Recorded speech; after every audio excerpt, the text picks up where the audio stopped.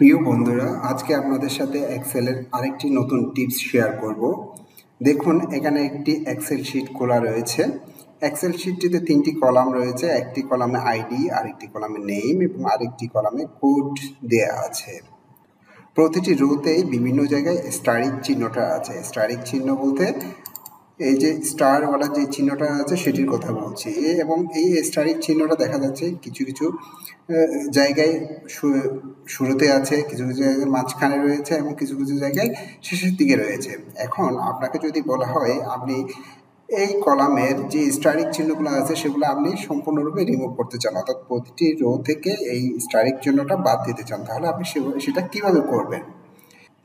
এই কাজটি করতে হলে প্রথমেই অনেকের কাছে মনে আসতে পারে যে আপনি একটা একটা করে ডিলিট করতে থাকবেন। এরকম একটা, দ্বিতীয় কলামে যে আবার আরেকটা, তৃতীয় কলামে যে আরেকটা, এভাবে যদি আপনি ডিলিট করতে চান এবং আপনার এক্সেল শিটটা যদি 20,000 অথবা 30,000 রো থাকে, তাহলে এই কাজটি করতে আপনার 4-5 ঘন্টা সময় লেগে যেতে পারে এবং এইভাবে কাজটি করা আসলে এফিশিয়েন্ট না।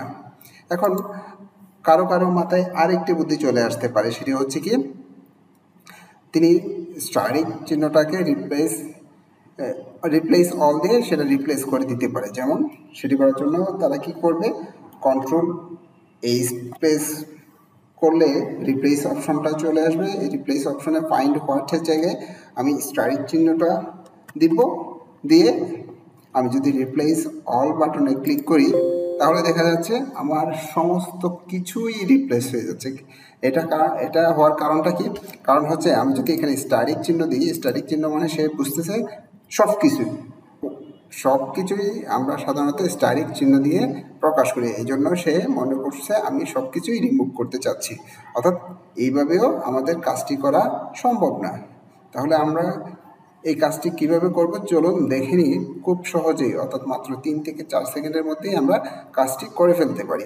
চলুন আগে আমি ব্যাকে চলে যাই, অর্থাৎ আগের অবস্থায় ফিরে যাই। আগের অবস্থায় ফিরে যাওয়ার জন্য আমি কন্ট্রোল জেড প্রেস করব। কন্ট্রোল জেড প্রেস করলে আমি আগের অবস্থায় চলে আসলাম।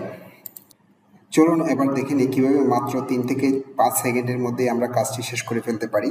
সেটি করার জন্য আমি আবার কন্ট্রোল এইচ প্রেস করব।